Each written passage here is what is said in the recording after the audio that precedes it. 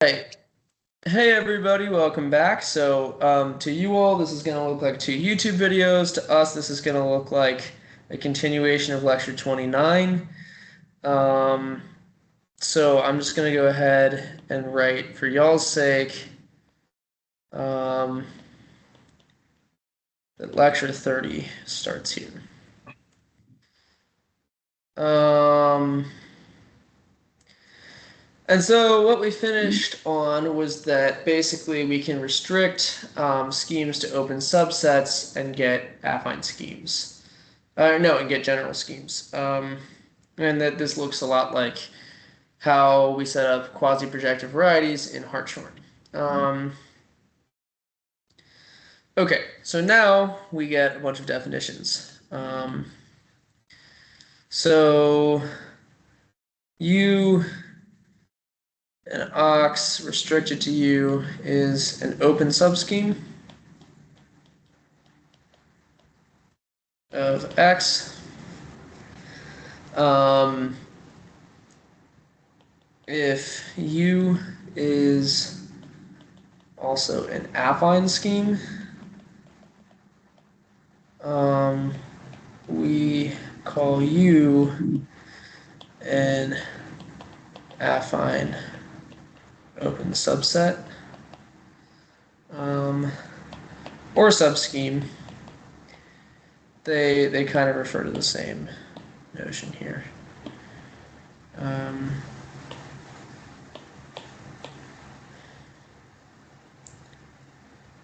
And I just realized you really can't read that, so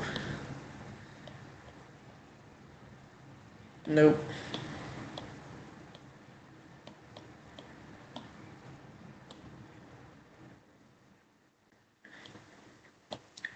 One of these days, I'm gonna get one of those like first grade handwriting, like Joey Learns Letters books, and like there's just gonna be a marked difference in my handwriting. um, or sometimes an affine open.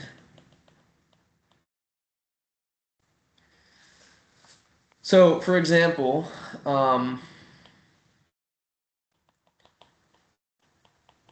DF is an affine open subscheme of spec A. And it's actually a theorem since D of F is a base for the topology on the structure sheaf. Or no, never mind. I'm sorry, I thought it was going somewhere. Not everything looks like this. Okay, easy exercise. Okay, this is the theorem. If X is a scheme, wow.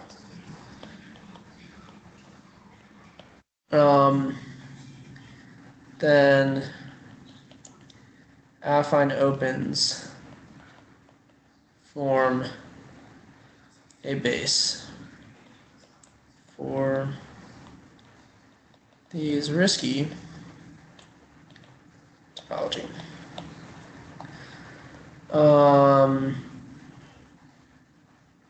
And so basically the proof sketch here is let U be open in X. Then we want to show that affine opens um, um,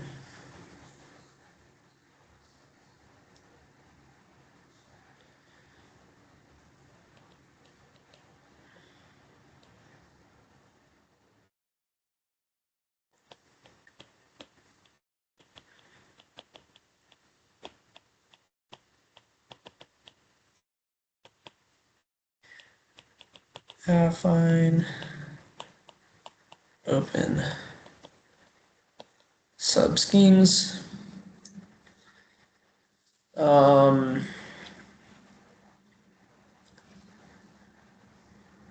And yeah.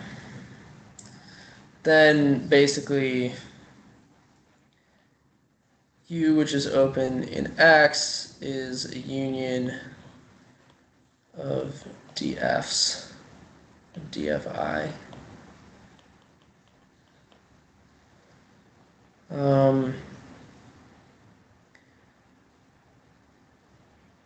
And each DFI is affine open.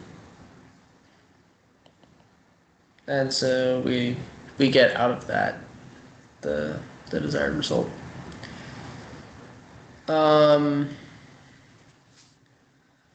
So does this make sense? Yeah. So the disjoint union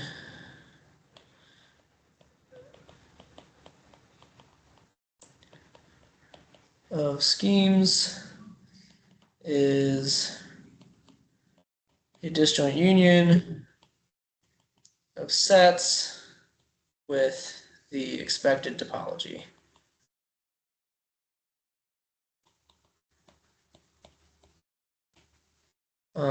And expected sheaf.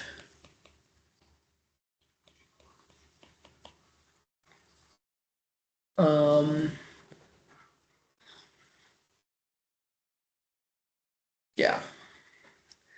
And this turns out to be the coproduct in the category of schemes. An associated theorem is just that the disjoint union of a finite number of schemes, or a finite number of affine schemes, is affine.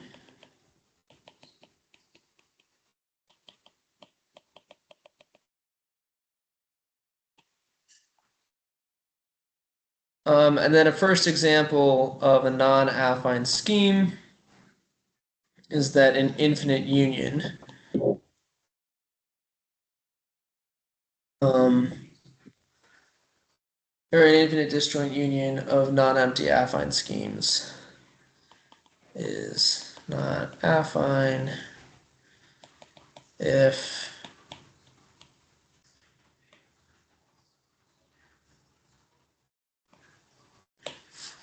this is infinity.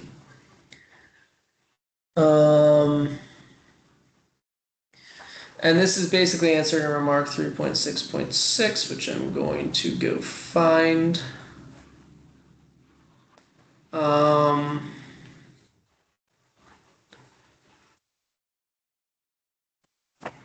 So this comes from remark 3.6.6, which says that the coproduct spec AI is isomorphic to spec product AI if and only if I is a finite index.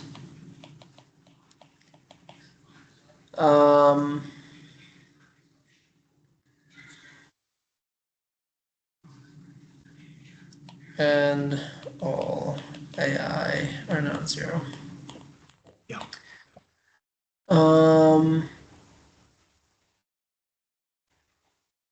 As spec A is quasi-compact. And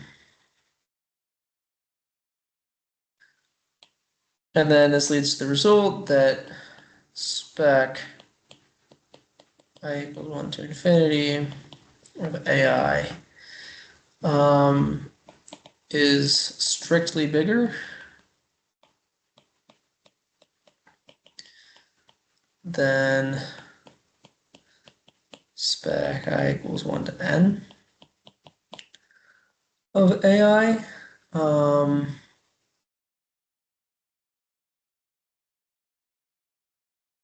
And this is basically achieved by an inclusion from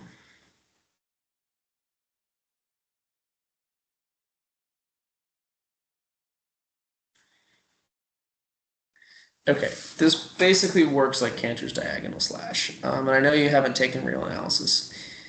Here's my example though. Like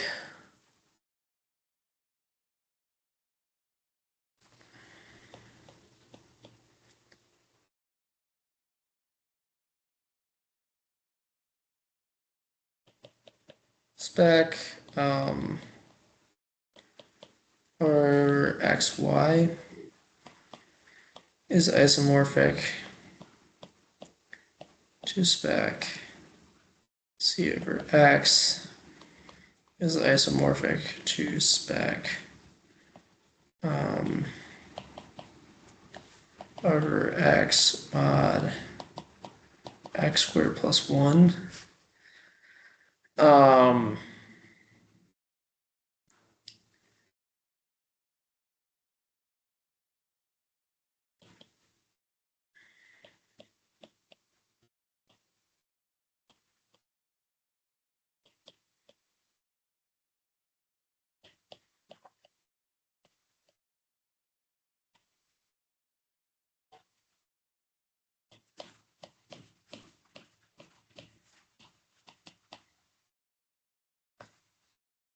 I don't know. I'm not phrasing this very well. Basically, it comes down to the fact that like R is uncountably infinite and Q is countably infinite. Okay, I'm not explaining this part very well. that's all right. Um,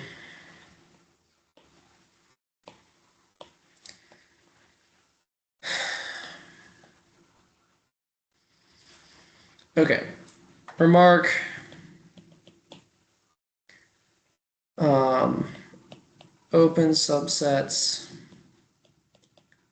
of a scheme come with a natural scheme structure.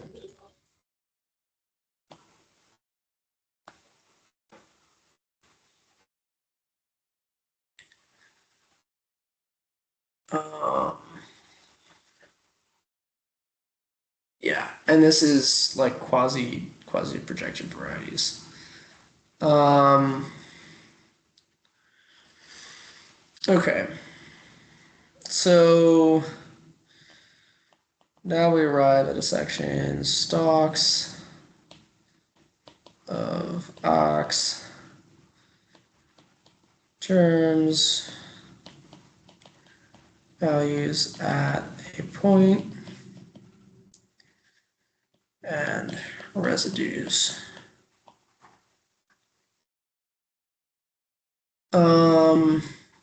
Like every sheaf, the structure sheaf has stalks, and we've seen them before. So definition, a ringed space is a locally ringed space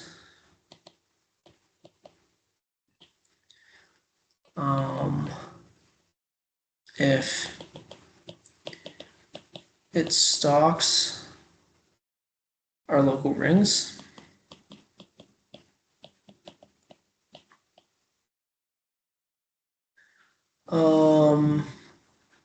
So like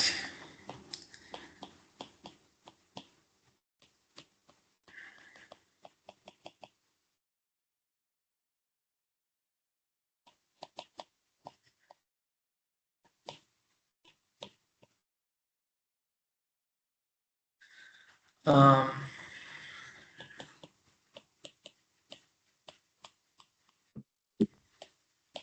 yeah, so like schemes are locally ringed spaces.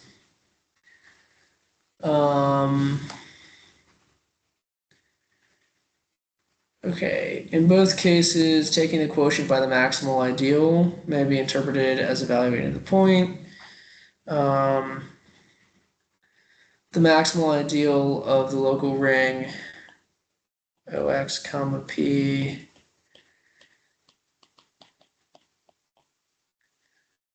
has maximal ideal MX P or MP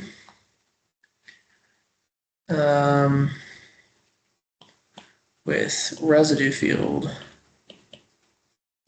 Hold on.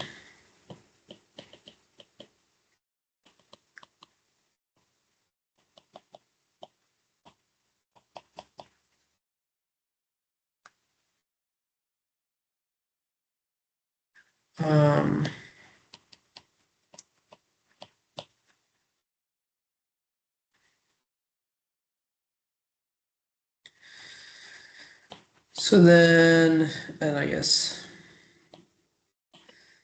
it's not exactly a new definition, but to this book it is. Each function f on U,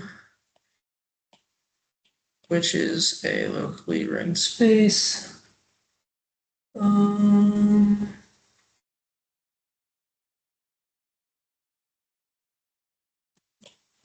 has a value at each p of U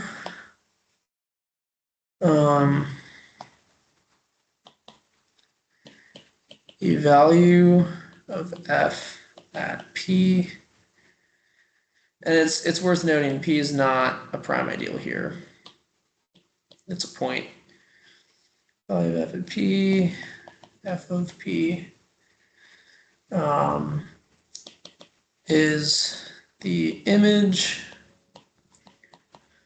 of the germ of f at p under the map oxp to kp. One moment.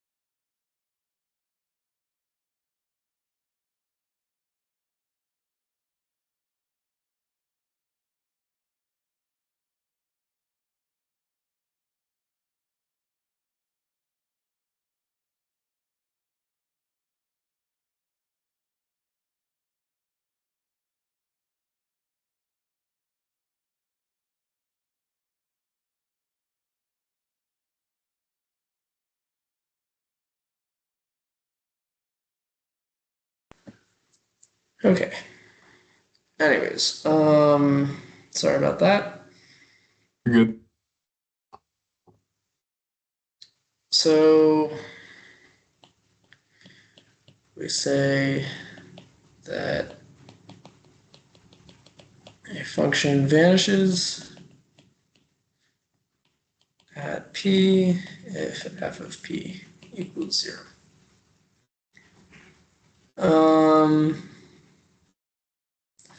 Notice that we can't even make sense of the phrase function vanishing on ring spaces in general. Yeah. So like this is only defined on like our very special set of schemes.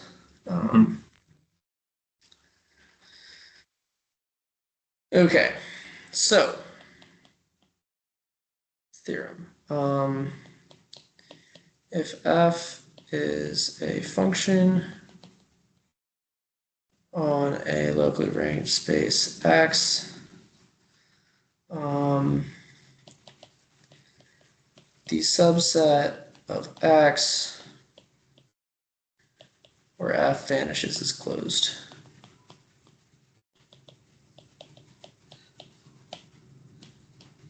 Namely,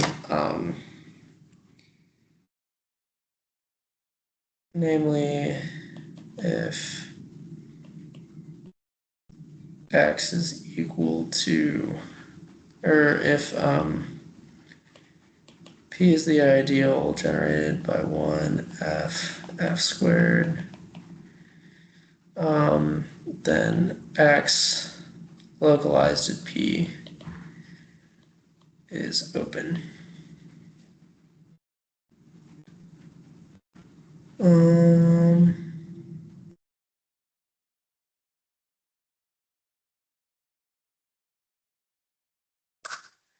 Okay.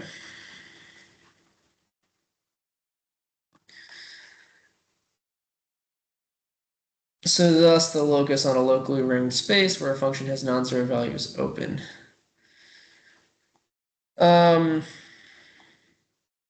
Yeah, this is basically proof by definition. And then related theorem, if f is a function on a locally ringed space that vanishes nowhere, then f is invertible. And again, proof by definition. Okay, so does all this make sense? Like, are we good to push onward? Yeah. Okay.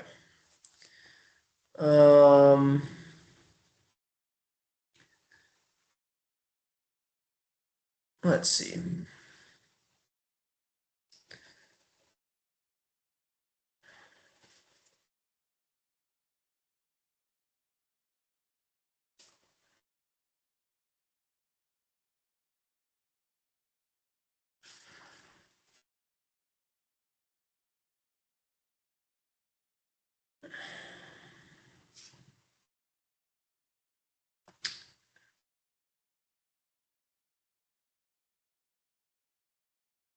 Okay. So now,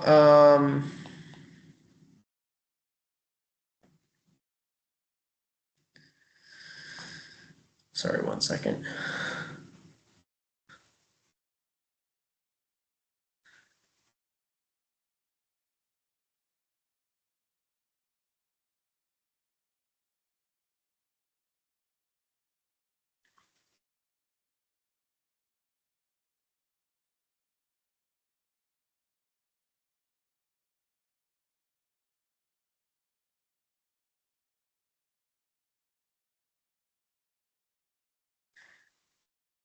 Okay. So now consider P in spec A affine scheme.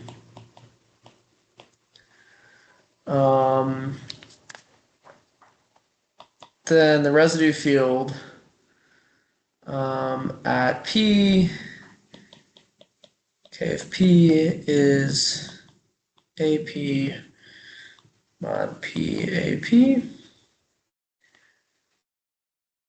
which is isomorphic to K at A mod P.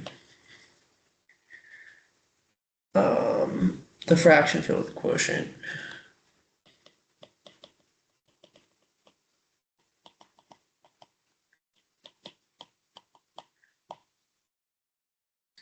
And this is all intuition from Hartshorne, right? This is what we call the function field in Hartshorne. It's worth noting that this is a little k. I'm going to denote my big K's with this and my little k with this. The residue field, yeah. It is useful to note that localizing at P and taking the quotient by P commute. So A to AP to A mod P to AP mod P AP is isomorphic to the fraction field of the quotient commutes.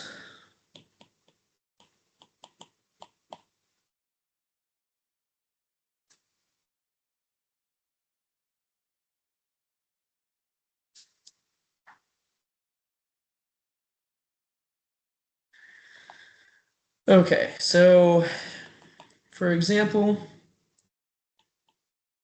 affine 2 space over K is equal to spec KXY, where the characteristic of K is not 2.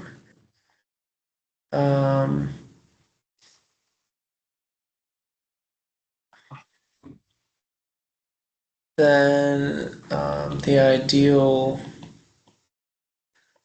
x squared plus y squared mod. Is that Euler characteristic? No, that's x. Oh, and that's not an ideal. Hold on. Then x squared plus y squared divided by x times y squared minus x to the fifth is a function away from the y-axis, and the curve y squared minus x to the fifth, its value at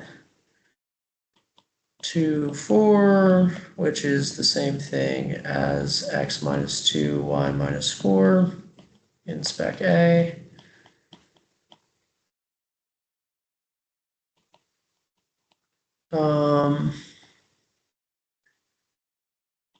Is 2 squared plus 4 squared over 2 times 16, or 2 times 4 squared minus 2 to the fifth.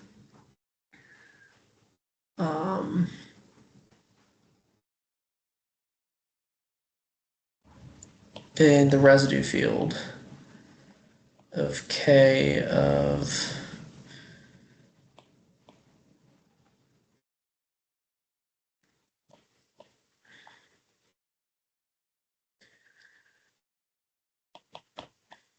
K over x comma y mod, if this is I K over x, y.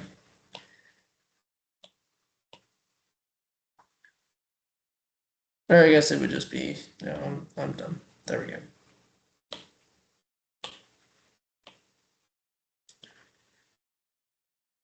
Okay. Hang on.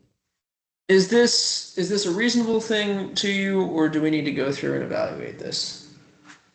Can we go through this and evaluate this? Okay. Yeah. So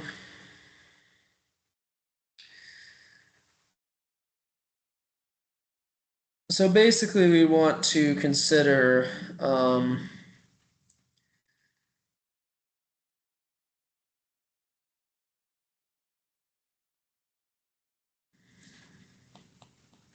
x squared plus y squared mod the set x minus 2, y minus 4. And then we also want to consider the denominator, but we'll do that next. And so I'll just set a term order x greater than y, and we'll use deglex. And so what we can do is we can say x squared plus y squared reduces by x minus 2 to x squared plus y squared minus x times x minus 2. This ends up killing off this leading term and this leading term. I get y squared plus 2x, except, yeah, and this is deglex. Y squared plus 2x reduces by y minus 2 to y squared plus 2x minus y times y minus 4, which is equal to, well, we know the leading term gets killed off, 2x plus 4y. Now we're back on an even playing field. 2x plus 4y reduces by x minus 2 to 2x plus 4y minus 2x minus 2. Well, again, we kill off this leading term, this leading term. We're left with 4y plus 4. 4y plus 4 reduces by y minus 4 to 4y plus 4 minus 4 times y minus 4, which is equal to 20. So this is the numerator, right? So the numerator is congruent to 20. And so we see that, like, if you add this up, you do get this. But then it's going to be 20 divided by this, right? And so we want to show that we get that out of the denominator. So now to do the second calculation, so I'm going to circle this, and then I'm going to go ahead and multiply this through. This is equal to xy squared minus x to the fifth, and then mod x minus 2, y minus 4. So xy squared is the smaller term, so minus x to the fifth plus xy squared reduces by x minus 2 to minus x to the fifth plus xy squared, and then plus x to the fourth times x minus 2. Shouldn't that be x to the sixth? It should be. Good catch, thank you.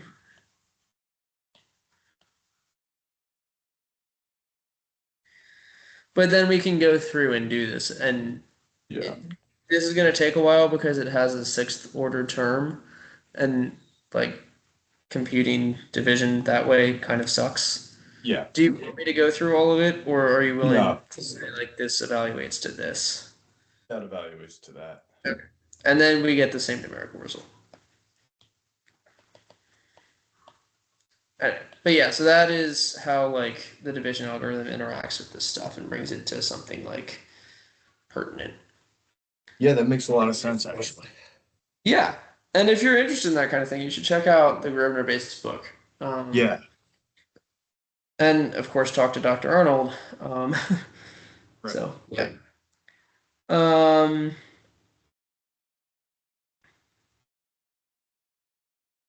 yeah. Um, okay. So now we're going to get a definition,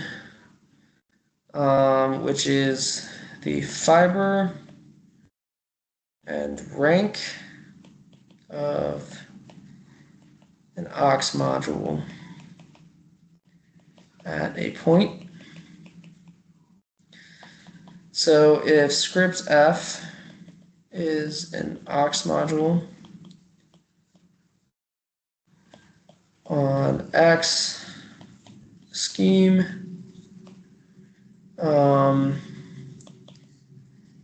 the fiber of the aux module at P and X is the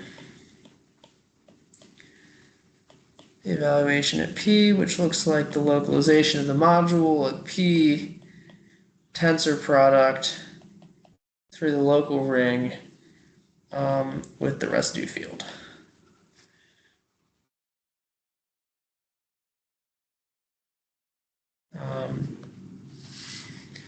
And so, like, in a longer form,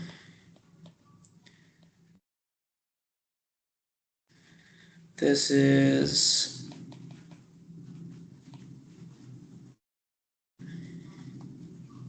this.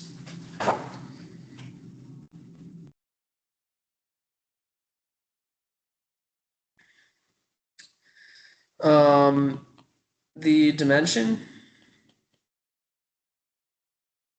of this vector space as a vector space, not a module, over K of P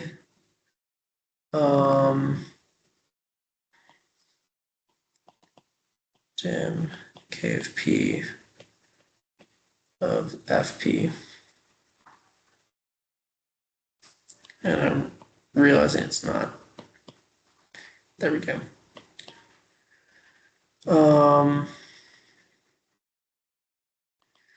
Is the rank of F at P and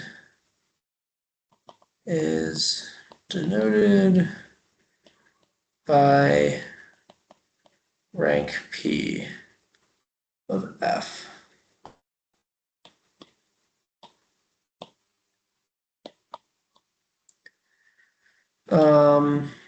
So as a motivating example,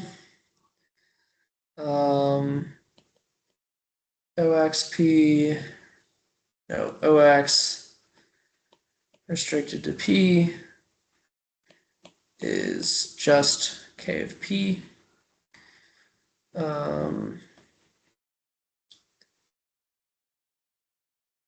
And rank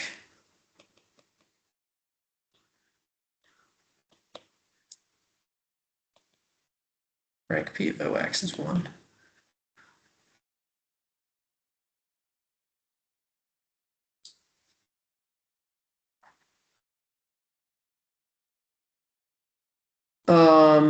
Does this definition make sense?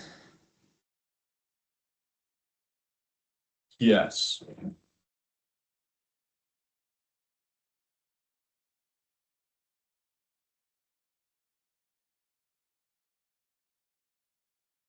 Okay.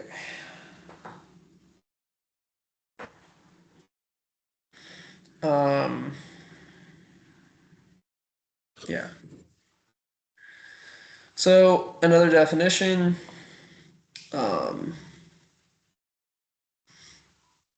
So a topological manifold is a ringed space X, box, where X is Hausdorff and second countable.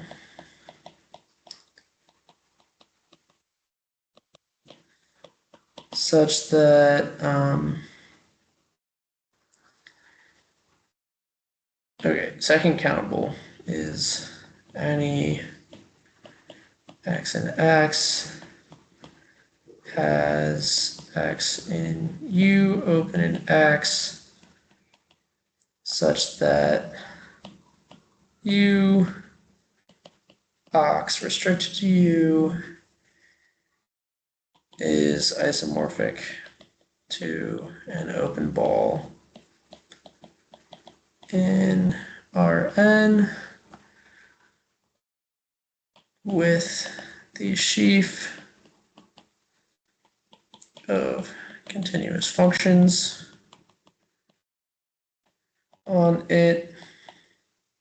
And since you haven't taken topology formally, Hausdorff means that if you have x not equal to y in big X, there exists ux and uy open in X such that the intersection is empty. It kind of gives you a way of like preserving distance.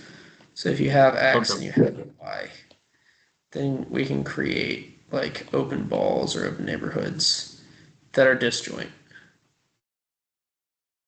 Okay.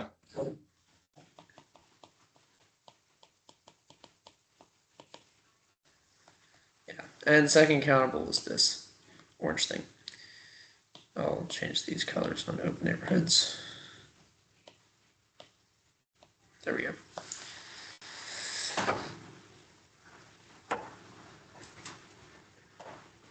Okay.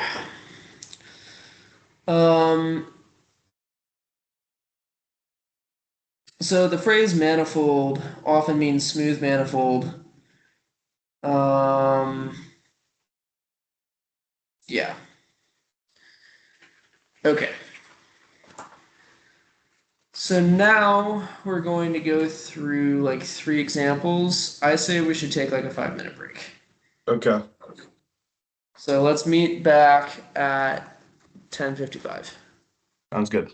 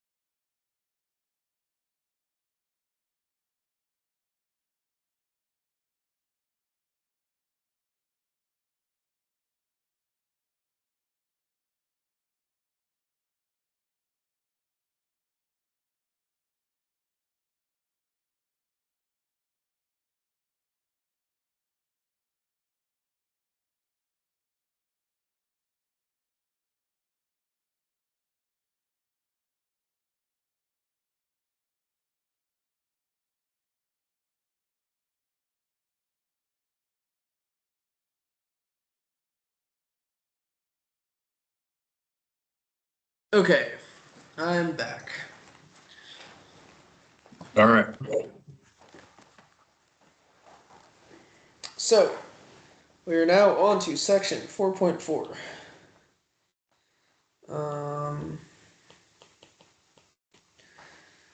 So our short-term goal is to see that we can really work with the structure sheaf and can compute the range of sections of interesting open sets that aren't just distinguished open sets of affine schemes. Our long-term goal is to meet interesting examples that will come up repeatedly in the future.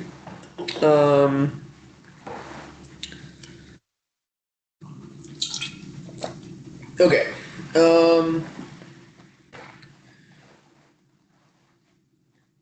So example number one is the affine plane minus 0, 0.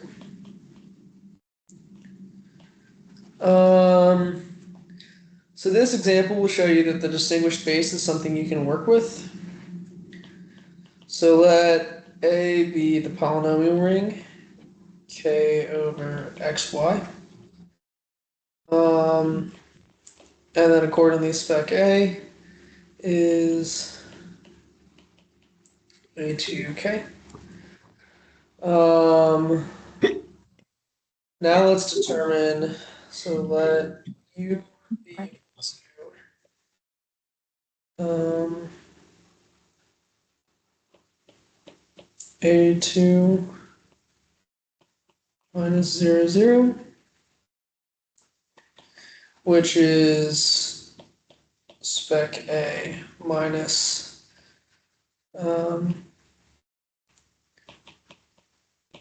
the ideal generated by xy.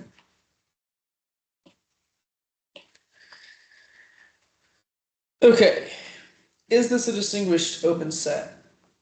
No, we don't know how to yet, but we will show soon. In any case, we can describe it as the union of things that are two distinguished open sets.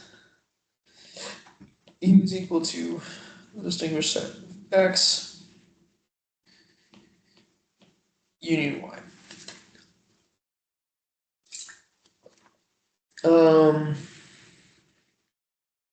And so we will find functions on U by gluing together functions on dx and dy. The functions on dx are ax equal to k over x, y, and 1 over x. And the functions on dy are k, x, y, 1 over y. Note that A injects into both localizations.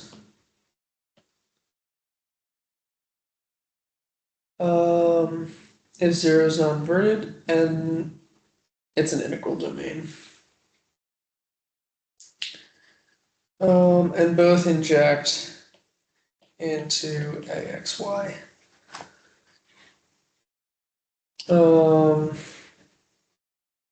And also inject into, well, whatever. So we're looking for functions on dx and dy that agree on dxy.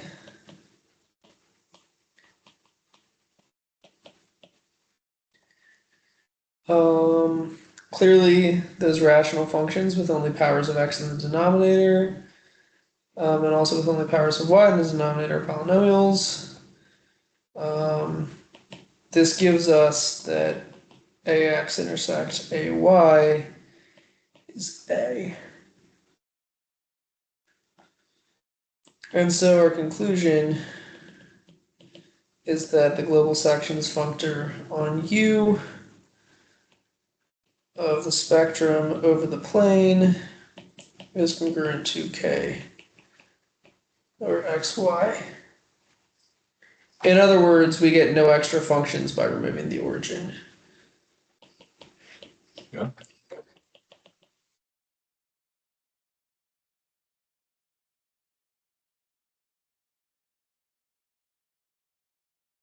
And this is where, if you remember rational maps and like birationality, this is like birationality. Um,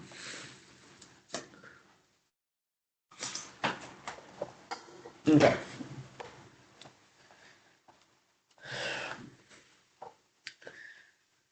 So notice that any function on the affine plane minus 0 extends over all of the affine plane. This is an analog of Hartog's lemma. In complex geometry, you can extend an analytic function to find the complement of a set of codimension at least 2 on a complex manifold over the missing set. We don't need to worry about that. Yeah. When it's next offered, you should definitely take complex analysis. All right. What number is that? Math 360. All right. Yeah. So we will now show an interesting fact.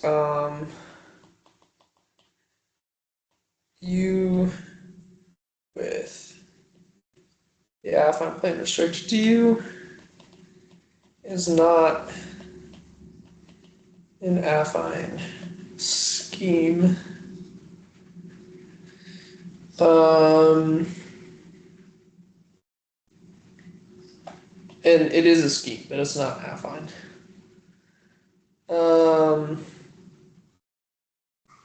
Why? If it was, then U affine 2 plane should be isomorphic to spec A prime O spec A prime, where A prime is the global sections functor of U over this, which is K over X comma Y.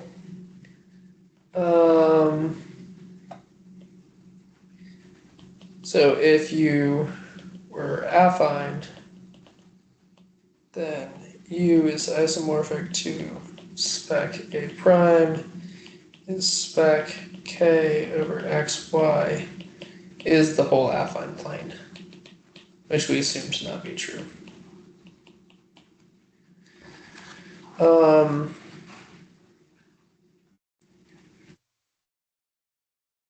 And so the thrust of like this whole thing is that given a prime ideal, you can recover the point as the generic point of the closed subset cut out by the ideal, i.e. its variety. And given the point P, you can recover the ideal as those functions vanishing at P, I of P. In particular, the prime ideal of A prime should cut out the point of spec A prime. But on U in this case, the intersection of the axes is empty. And so it's a non-affine scheme. And this is a good counterexample. This is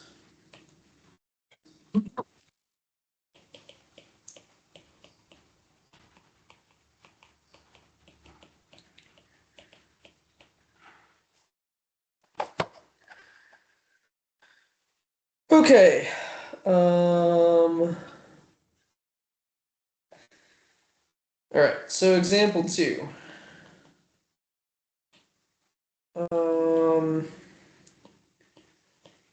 Gluing 2 copies of the affine line together in 2 different ways. So we've now seen 2 examples of non-affine schemes, an infinite disjoint union of non-empty schemes, and the affine plane minus 0. Here we get 2 more examples. They are important because they're the first examples of fundamental behavior, the first pathological, the second central. First, I need to tell you how to glue 2 schemes together. Before that, you should review how to glue topological spaces together along isomorphic open sets. And so, okay, I'm going to explain this a slightly different way than he does. Um, so, okay, consider a topological space X and a topological space Y. We can distinguish a point X naught and a point Y naught. And we can take the wedge sum, is what it's called, by gluing these things together at a base point. But what if instead of base points, we had like a base point in a minimal open set that was not explicitly on the edge of the cell, but rather was just on the interior where you could place like some loop. Um, well, if these two open sets are homeomorphically identifiable to each other, right? So if we can make an exact copy,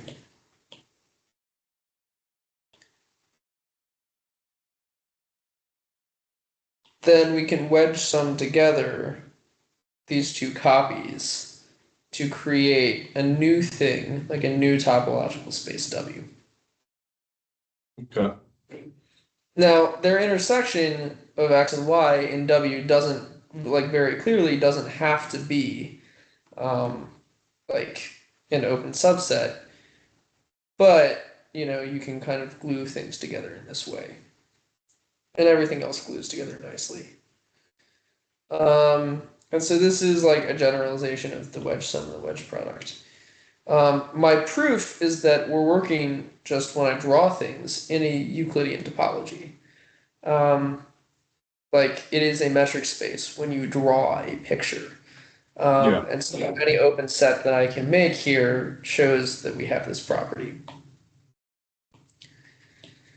Now I will give Vakil's definition. So given X and Y, top spaces, and U open in X, V open in Y, with U homeomorphic to V, then W is X wedge sum Y on, U. And so I need to be very clear. This is a wedge sum, and I'm going to denote my V's with little hats on them. Nope, because then it looks like a U.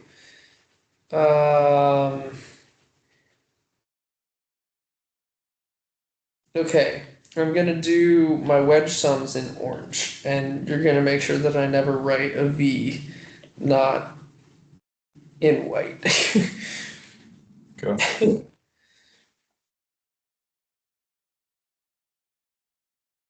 But then this is a wedge sum along U, which is homeomorphic to V.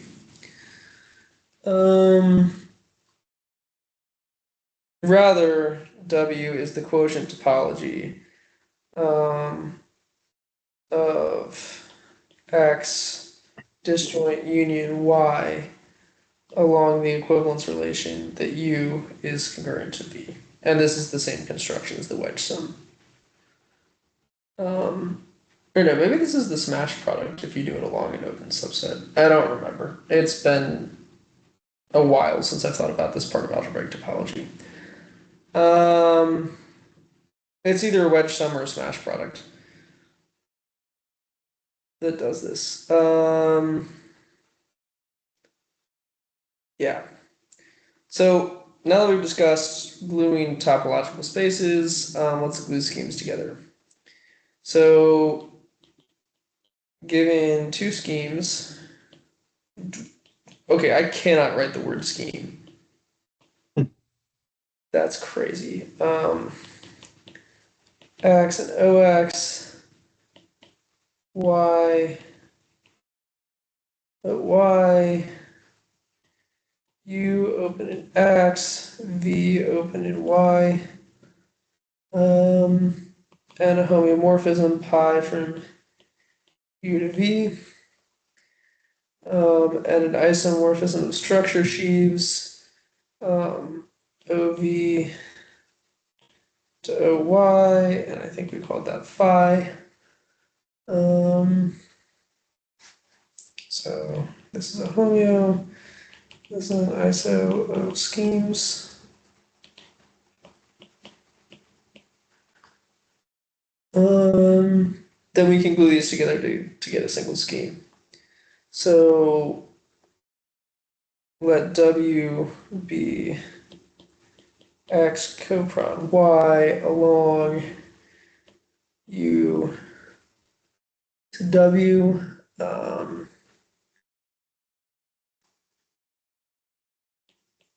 Happens topologically through pi, and I realize this should not be y, this should be OU. Actually, that should be OU. This should be OU. But then as a sheaf of rings happens on phi by gluability.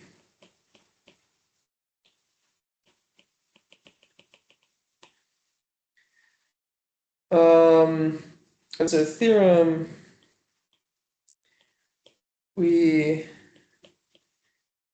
can glue an arbitrary collection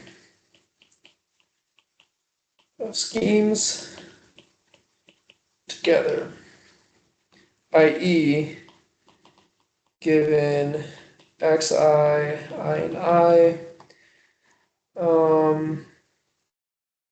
Let me do this as a bullet list. Open subschemes xij contained in xi with xii equal to xi, and then 3 isos fij from xij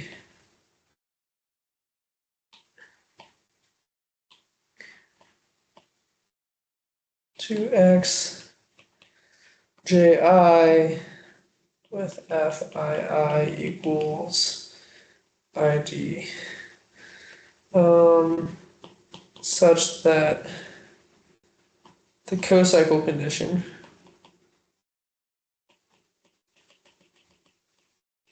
which states that isos agree on triple intersections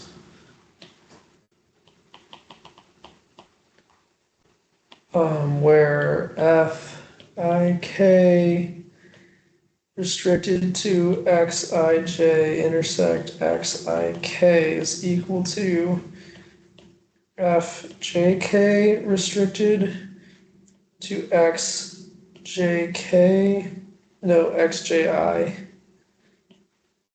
intersect xjk composed with f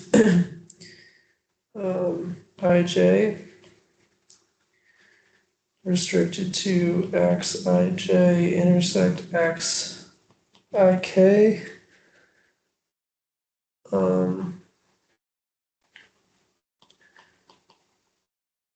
holds. Then there exists a unique scheme X along with open subschemes isomorphic to xi respecting gluing data in an obvious sense.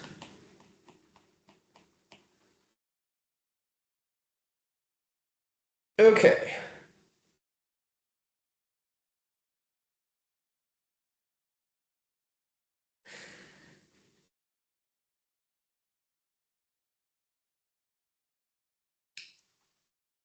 So this sucks. This is just like a really long theorem. So we have xi open subschemes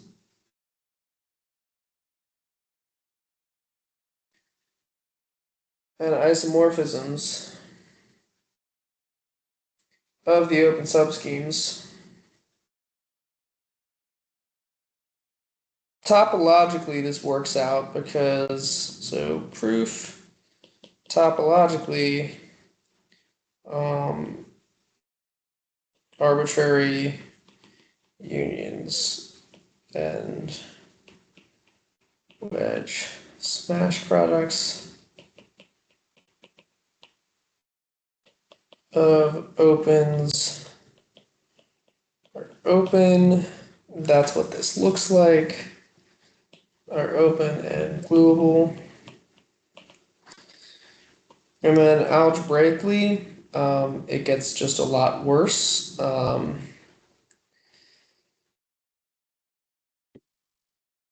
we want to show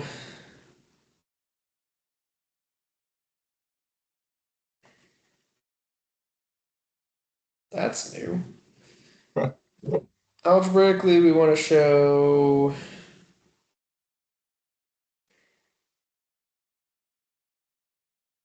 that the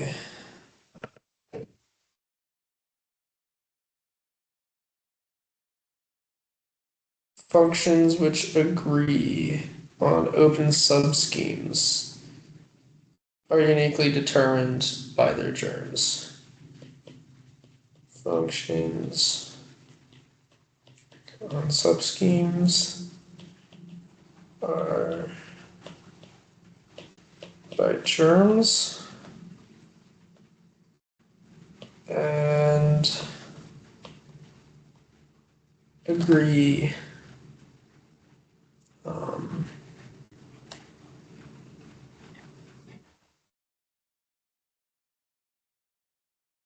by Fij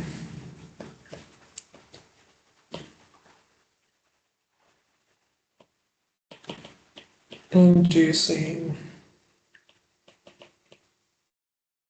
ring maps between spec A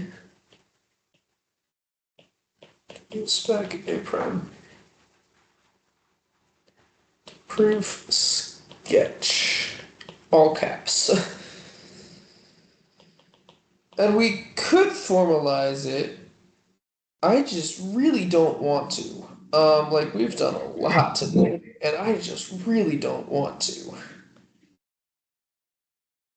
Um,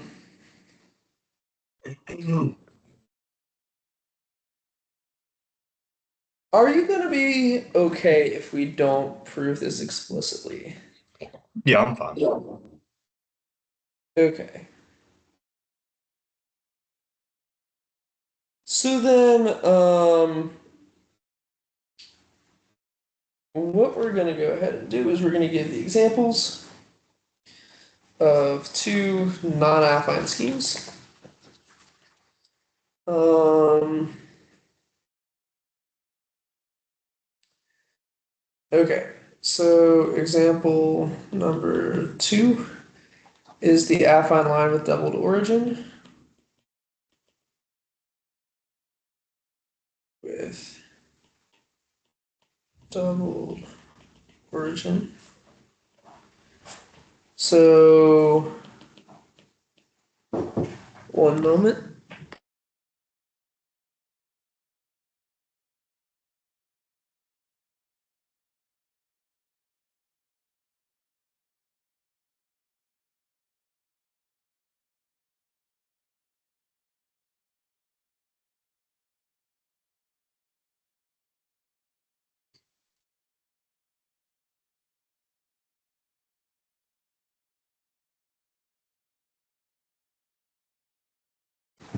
All right.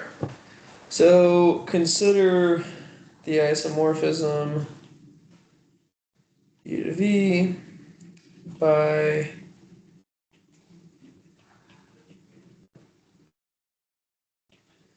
the map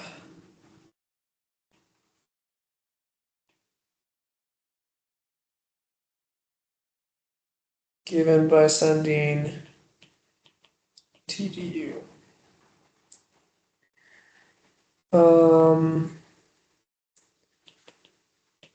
The resulting scheme is the affine line with double origin.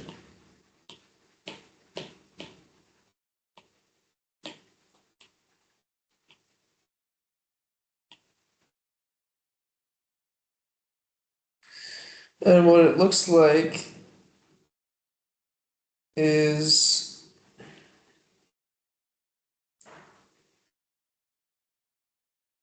hold on. I'm trying to draw, and that's never a good thing. It looks like having two ways to go over zero.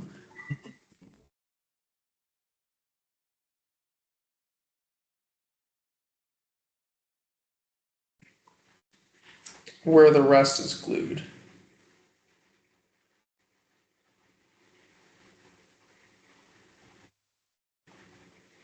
Okay. Now, intuitively, this is not Hausdorff.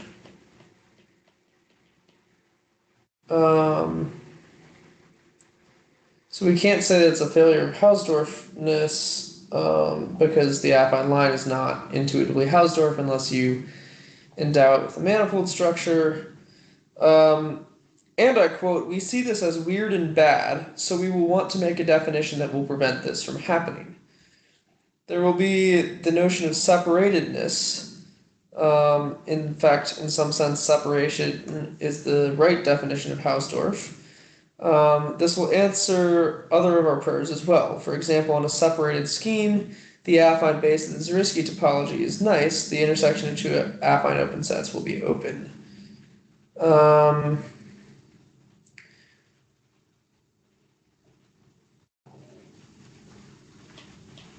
And thus not affine. So we're gonna call this A star. And so we want to calculate U of A star, comma, O spec A equal to A prime. And we're going to claim that A prime is affine. Okay. All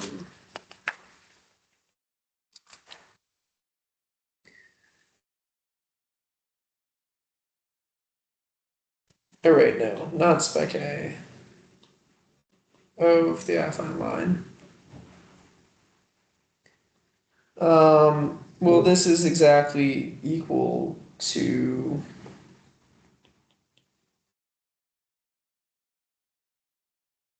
K over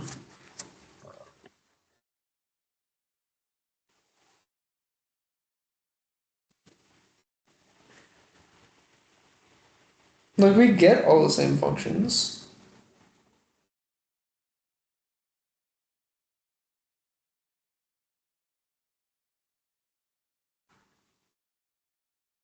Right?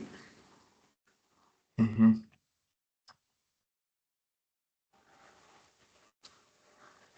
Or is that we get all of the functions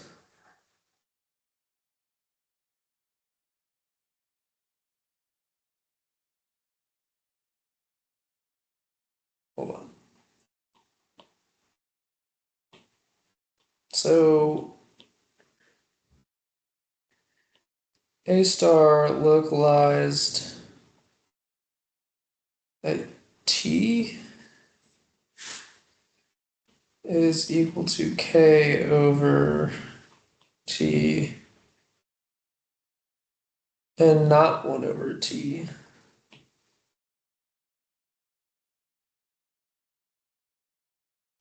And this is isomorphic to K over U, which is A localized, or A star localized to U. But then A star T intersect A star U is just A star.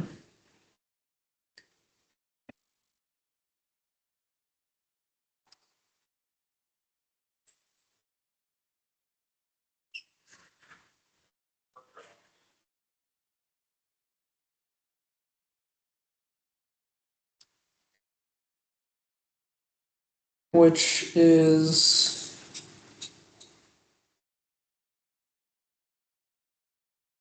K over T.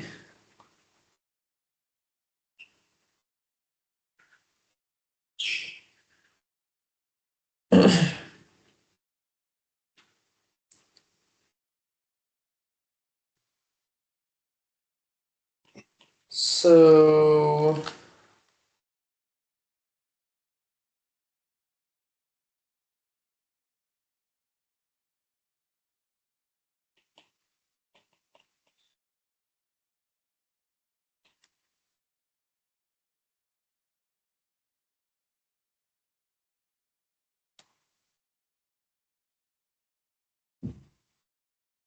hold on. I need to Google something because I'm confused.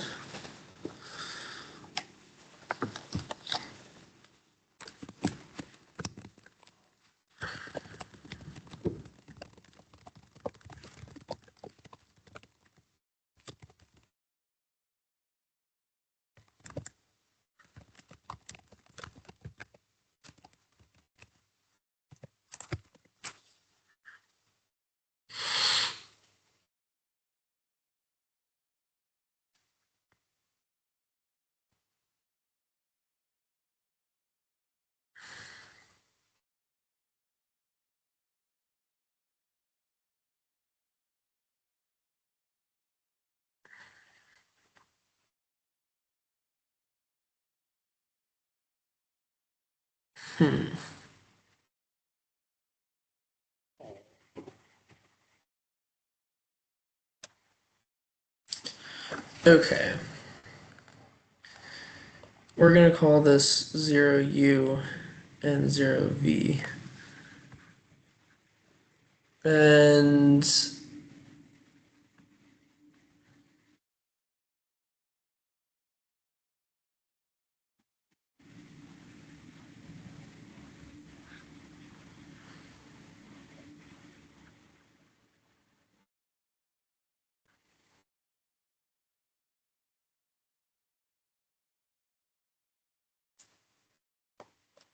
oh, this is the does not vanish of T.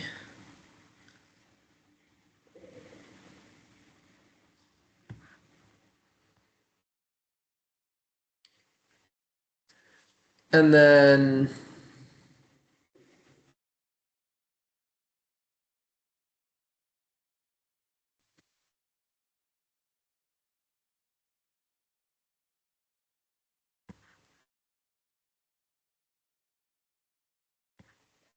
we do, okay, so we calculated the global sections functor, right?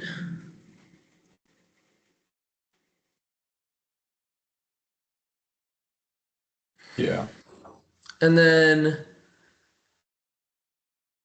the spectrum of its global sections functor. So there's a morphism from this to the spectrum of the global sections functor.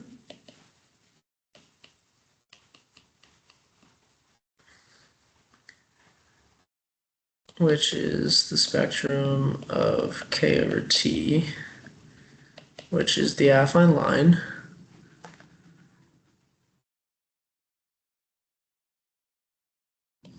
has phi of 0u equal to phi of 0v is equal to 0 on the affine line.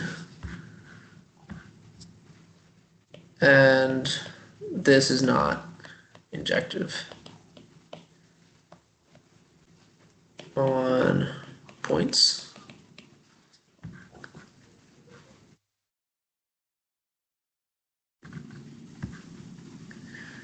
And so then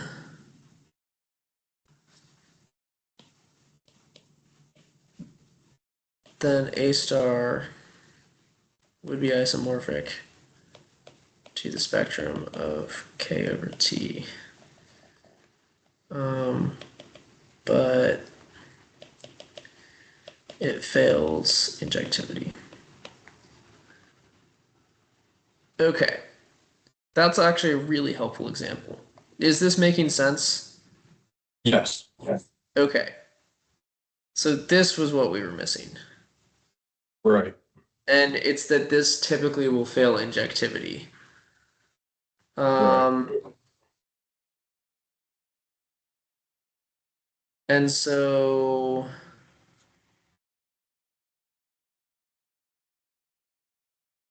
like a way that we could have attacked this from failure of Hausdorffness would be like attack via separation, where we could consider, one neighborhood of 0u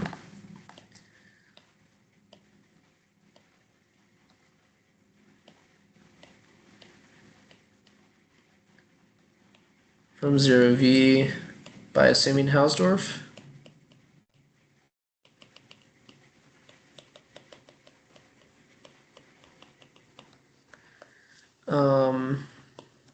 With their neighborhoods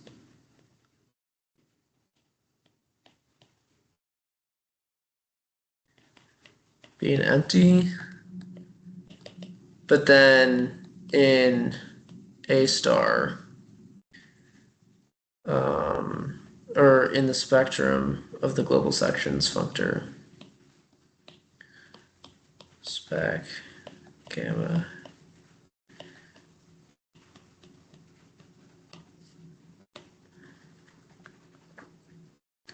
which is isomorphic to A star, N1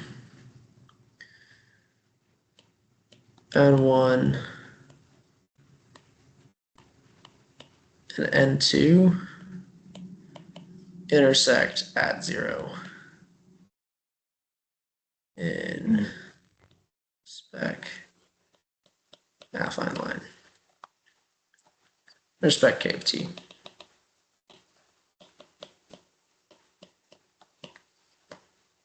And that's a contradiction. So that actually works very nicely.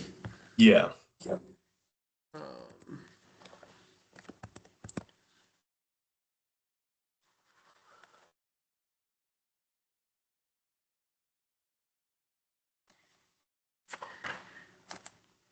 Okay. So,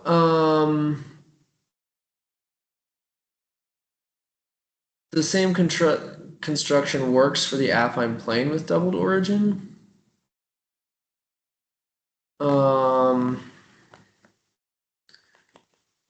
Theorem affine plane with doubled origin has similar construction and is not affine.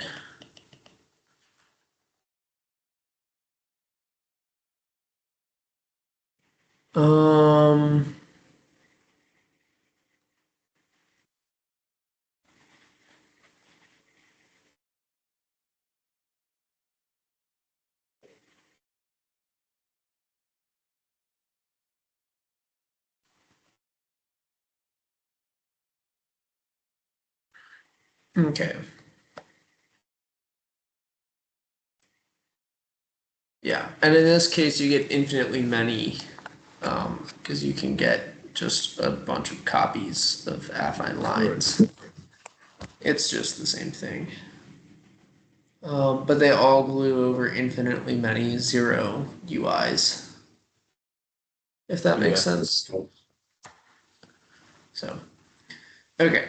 So example number 3 is the projective line.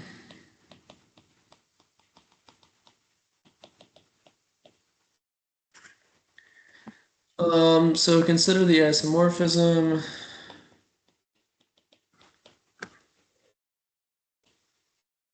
U isomorphic to V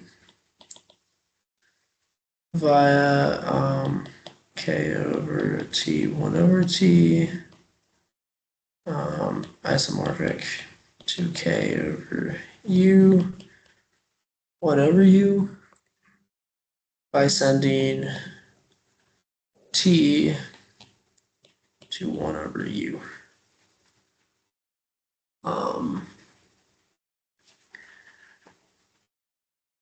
The resulting scheme is called the projective line over K.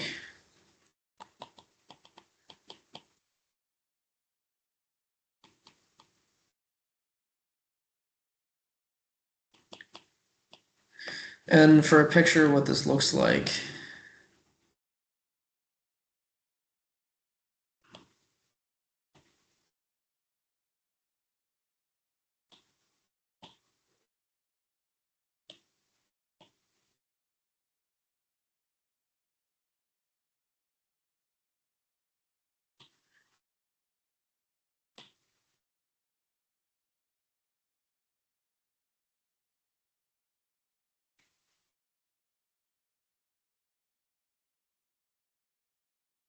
all right, there we go. This is what it looks like. It's like this. And so like really what we're thinking is that these things glue down this way.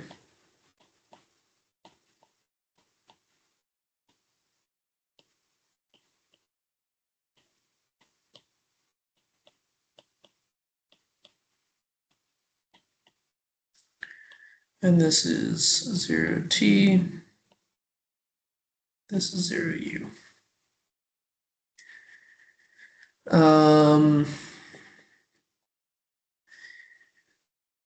Notice how the points glue. Let me assume that K is algebraically closed.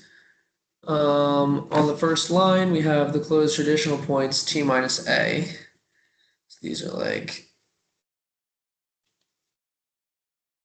T minus A. Let me change the colors here.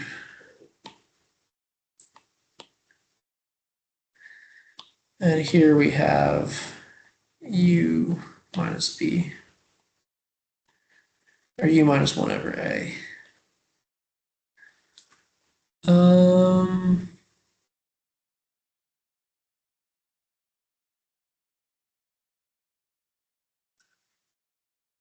Yeah.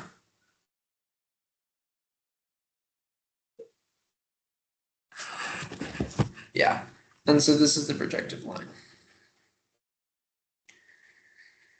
Does this make sense? Yes. Okay.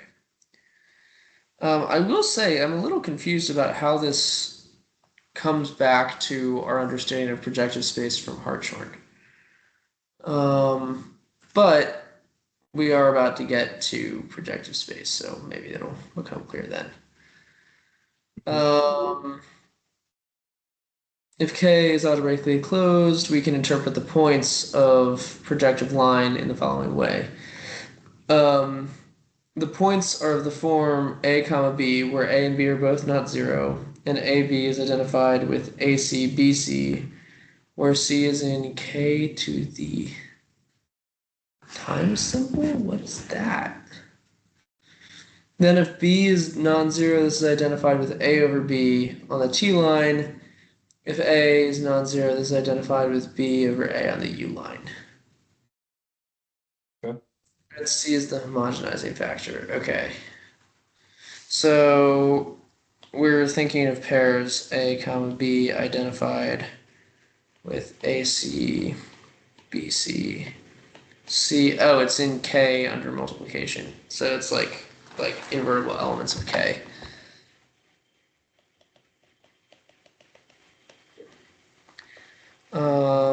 Such that A over B gets identified to on the T line, B over A on the U line as homogenized by C. And now it makes sense.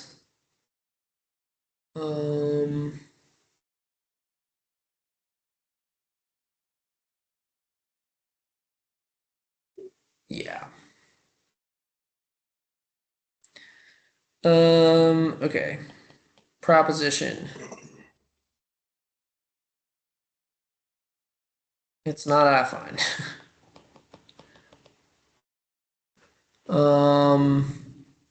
Okay. Proof. Global sections correspond to sections over X and sections over Y that agree on the overlap. A section on X is a polynomial f of t, a section on Y is a polynomial g of u. If we restrict f of t to the overlap, we get something we can still call f of t, and similarly for g of u.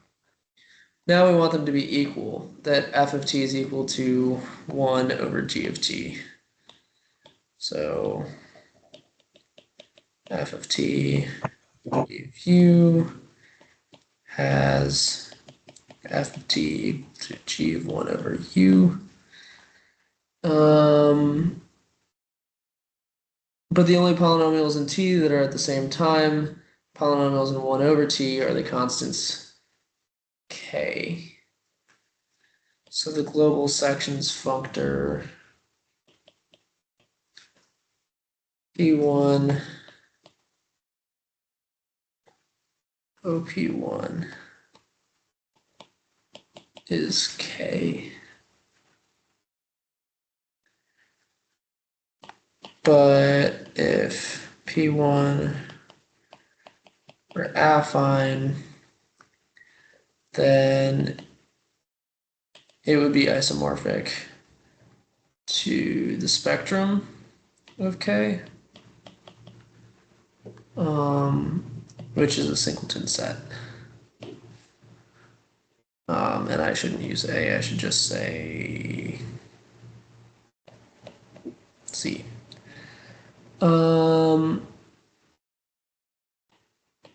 But K doesn't have 1 point.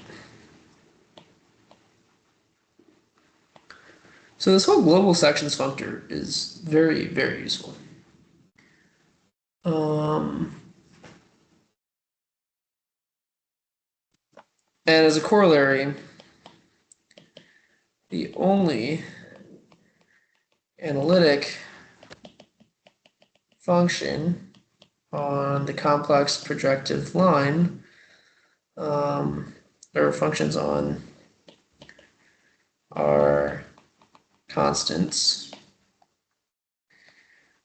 And this is equivalent to bounded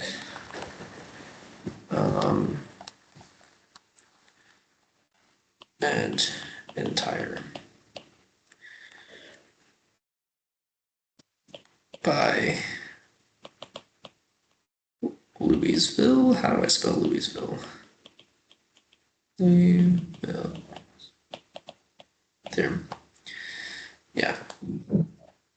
Okay. Louisville's theorem. Dr. Yeah. Rosenhaus was talking about that at dinner. Yeah, it's kind of funny. He was talking about that because when I had my complex analysis midterm, we had a bunch of theorems that are like pretty crucial theorems, but I didn't think he was going to ask for the names of them, so I just memorized the theorems because he'd never asked a question like that before.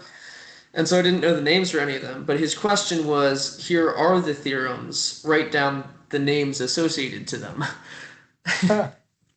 And there were like, I want to say five. And I got three of them, and then I switched up Louisville and some other one. I forget what the second one was. Yeah, but it's kind of funny. It's a little sad, but it's kind of funny. Anyway, okay. Uh, now for the projective space. Anyway, needless to say, I know Louisville's, yeah, Louisville's theorem now. Projective space, projective end space over a field K.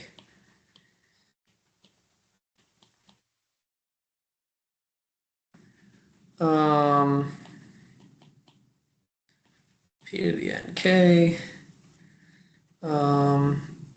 is constructed by gluing n plus 1 open sets, each isomorphic to affine end space. So our motivation is as follows. In the construction of P1 above, we thought of points of projective space as x0, x1, where x0 and x1 are only determined up to scalars. I.e., we had x0, x1 is equivalent to lambda times x0,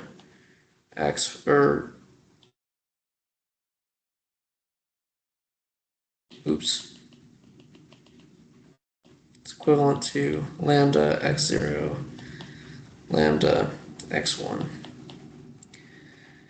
Then the first patch can be interpreted as taking the locus where x naught is non-zero, and then the second patch is where x1 is 0. Wait, hold up. We consider the points 1 comma t. And we can think of it as x1 over x naught. And even though x naught and x1 are not well defined, the fraction is. Then, u comma 1 can be thought of as the fraction x naught over x1. And we're going to use the notation x1 over 0. No, x1 over 0. Oh, wait. Nope. This is t. And this is u.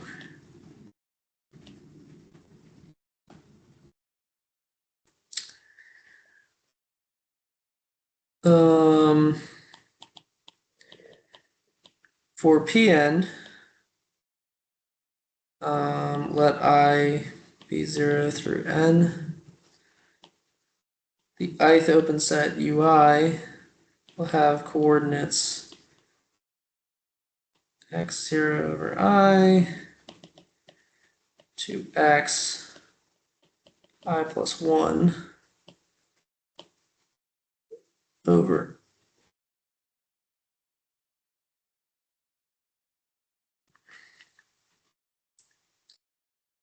wait. Okay, hold on.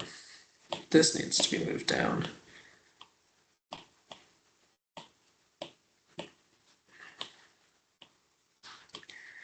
Xi minus 1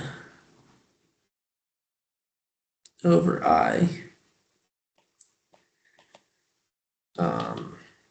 Xi plus 1 over I.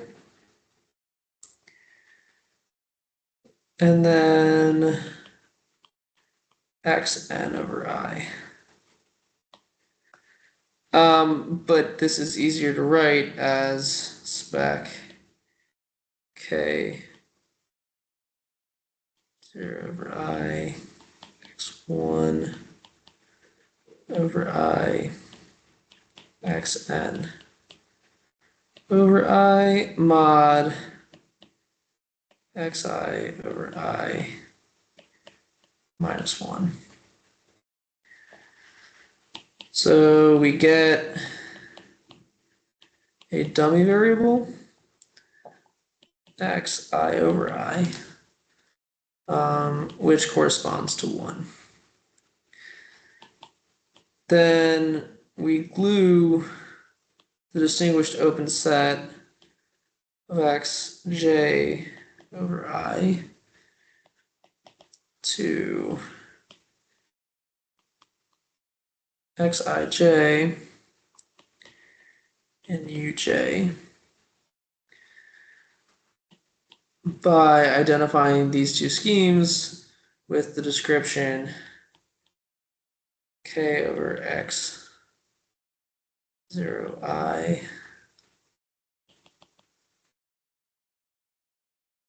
x n over I 1 over x j I mod x I minus 1 is isomorphic to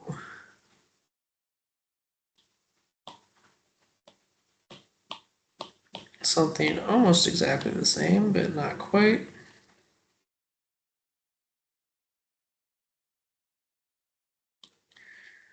X0 over j, xj, no, xi over j.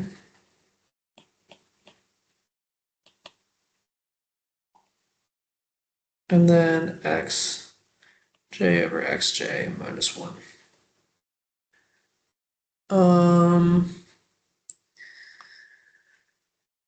And then theorem, this agrees over triple overlaps and is affine.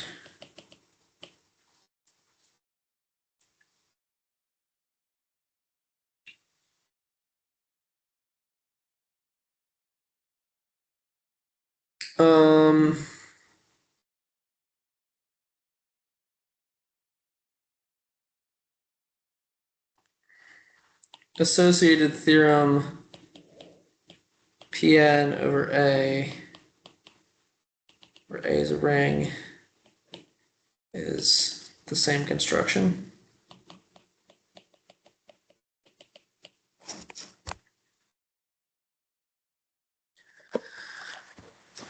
Okay. Yeah.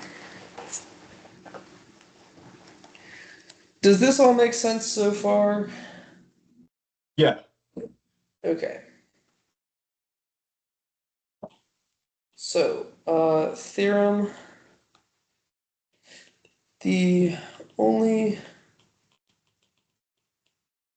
functions on P, nope, wrong way.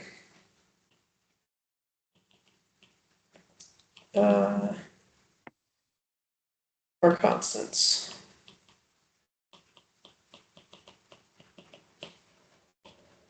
And rather the global sections functor of P and K over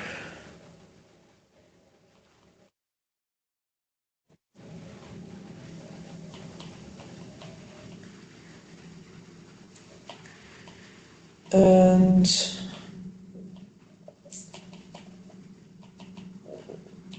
is not affine or n greater than 0.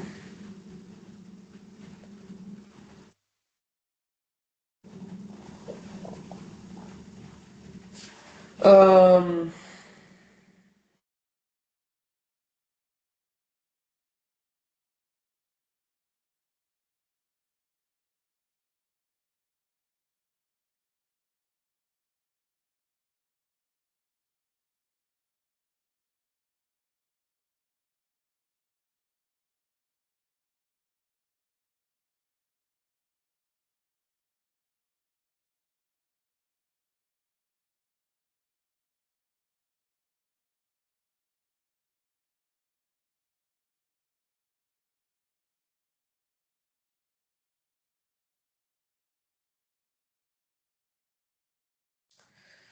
I don't know how to prove this.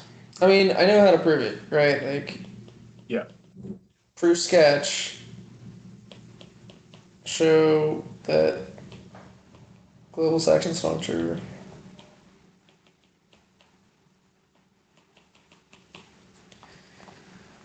But,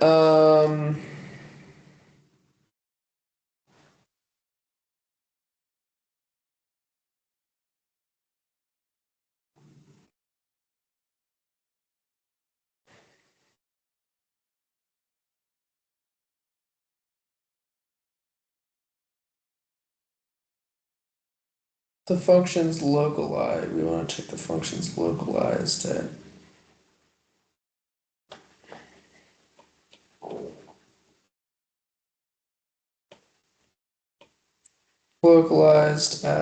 coordinate x naught I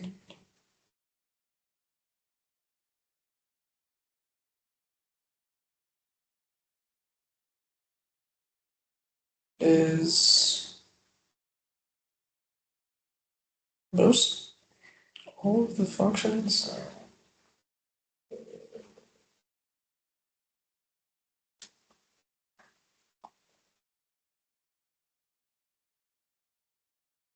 Because I don't think they can take on. It becomes k of t comma xi,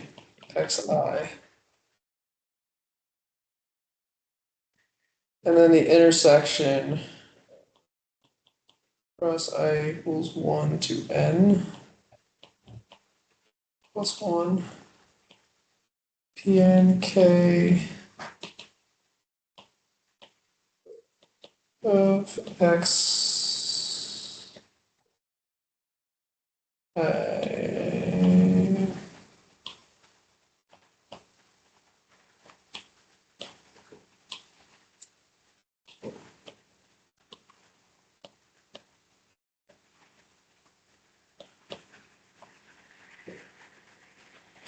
Or I guess, no, we should do this from 0 to, there we go, is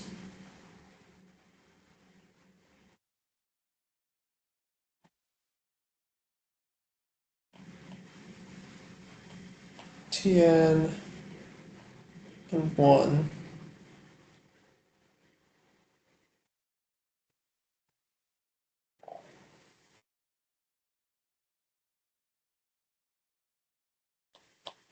So spec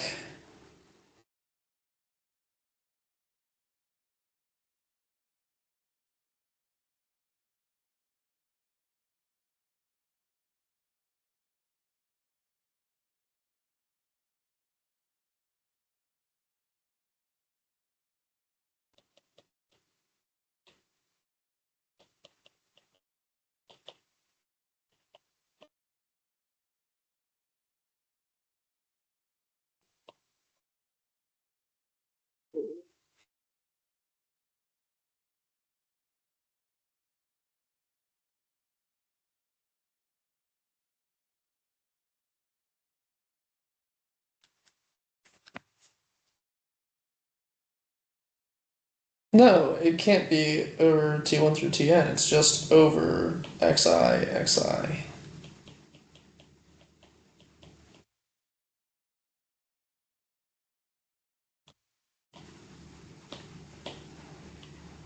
But then k over xi xi is k is global sections functor.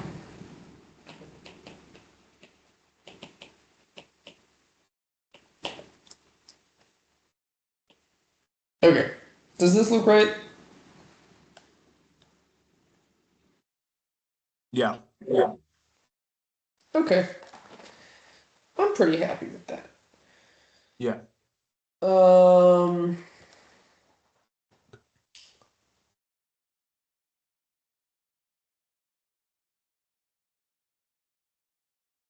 so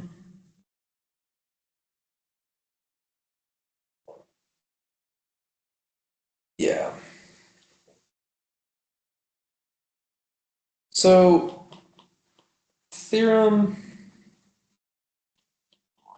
A naught through A1 in projective space, or not through A1, through AN. In Pn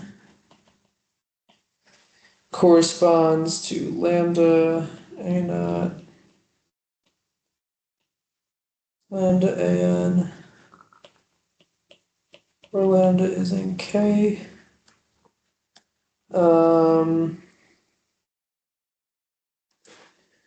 Helpful translation. We think of the closed points as homogeneous coordinates that are constant. We identify these things together the way I just wrote out. Then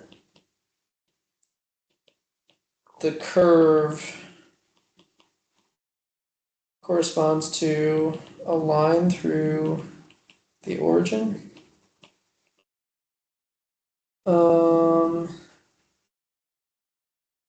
And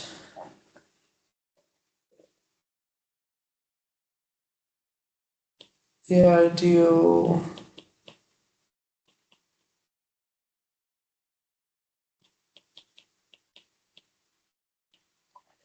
corresponds to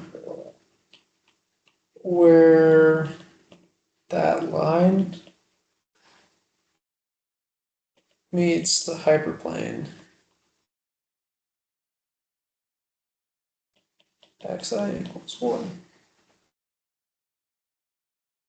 We will give other definitions of projective space, and the xi will be called projective coordinates there. Our first definition here will often be handy for computing things, but there's something unnatural about it. Projective space is highly symmetric, and that isn't clear from our current definition. Furthermore, as noted by Herman Weil of Weil groups, the introduction of numbers as coordinates is an act of violence. That is very true.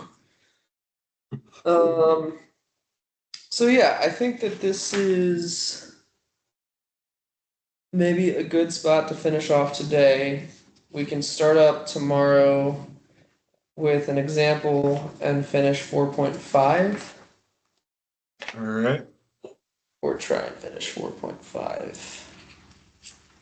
And then, yeah, cool. Let me go ahead and stop the recording.